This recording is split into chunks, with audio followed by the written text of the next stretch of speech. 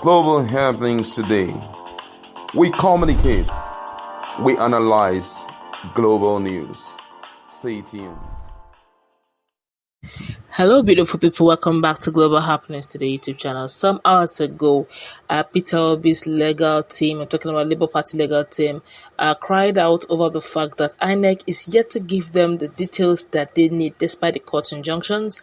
For the want of time, they had to reduce the states from 36 states to 9 states. As at yesterday, they had only 2 states, and time is fast running now. They had just 21 days, of which 14 days is already out, leaving them with barely 6 days to go. Peter Obi now had to react because obviously it's getting clearer that there's what we call a technical shiggy that they are trying to give to him, and he needs to react very fast. And he said, in his usual gentle manner, I have said to speak out concerning this matter. For want of time, we're going to rush through this, but before we do that, kindly subscribe to our channel by clicking on the red subscribe button beside it. You see a bell notification icon, please go ahead, click on it to get notified as soon as we update our channel on YouTube. But amidst the ongoing effort by the Labour Party to challenge the outcome of the February 25th presidential election, Peter Obi has urged the Independent National Electoral Commission, Inec, to grant the access required by his team of legal experts to do their job. The announcement of BOLA Tinubu of the All Progressive Congress APC as the president-elect had been vehemently rejected by both Labour Party and People's Democratic Party PDP. In their separate press conferences, the duo accused the electoral umpire of justifying the guidelines advertised before the election. He wrote on his social media page some few minutes ago to further comment on INEC performance. The former Anambra State governor said that what the commission did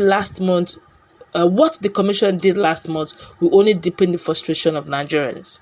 Obi slammed what he described as glaring manipulation of rule of law by INEC, stressing that the commission should not constitute the barricade for him to get justice through the court.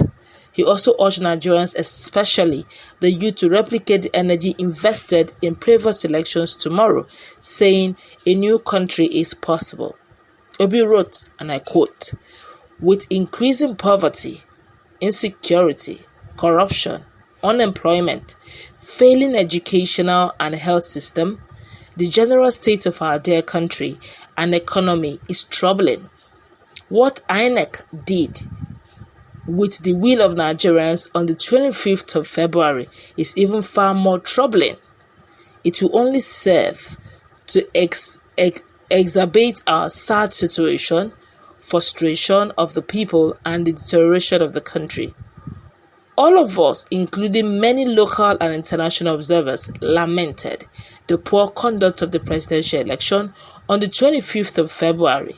It is very obvious that it was deliberately conducted in gross deviation of the agreed rules and regulations. Expectedly, the results were most condemnably manipulated to suppress and subvert the will of the people. As we are directed to go to court, we can INEC to provide all the required materials and access to our legal and technical teams to do their job. INEC should not be a hindrance to the effort to get justice for a new Nigeria. History has taught us that the destruction of a society can be gradual or sudden through deliberate manipulation of the rule of law and suppression of the will of the people. However, rather than dampen our spirit, we are doubly inspired by the creativity, passion, patriotism, and relentless optimism of Nigerians, particularly our youth, on the need and urgency of a new Nigeria. It is a demand that its time has come. While we are all aware and can see the deliberate and unpatriotic efforts to stop our march to freedom, please be assured that while we can be delayed, a new Nigeria will never be denied. This is why the victories we won on the 25th February must be repeated on the 18th March 2023. Our victories are not for Dati, Baba Ahmed and I, but for Nigeria and Nigerians, especially the youth who desire a better future of unlimited opportunities. Whoa, this is beautiful. Well written, well articulated. I can't agree with him less, but this is a gentleman's write-up, I must say. It's not a Jagabanic write-up. It's not an Emilokon kind of write-up, but let's be real to ourselves. This is Nigeria. While I commend Peter Obi, indeed His Excellency Peter Obi, for his gentlemanly approach, and I must say well done to him for even keeping the country cool, calculated, and together with his calm approach. But you have barely 5 days. Let's come back to reality. That's a gentleman's approach. Continue speaking this kind of English. Inec is wasting your time. Within 21 days is over. You don't have petition again. Or better still, you write a haphazard petition so that something will just start.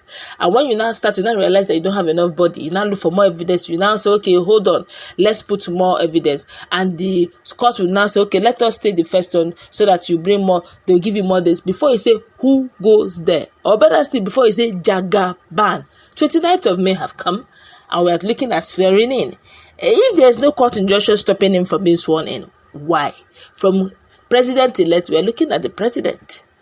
And oh my God, if he becomes the president, it's almost as good as gone, because hey, he is now the president.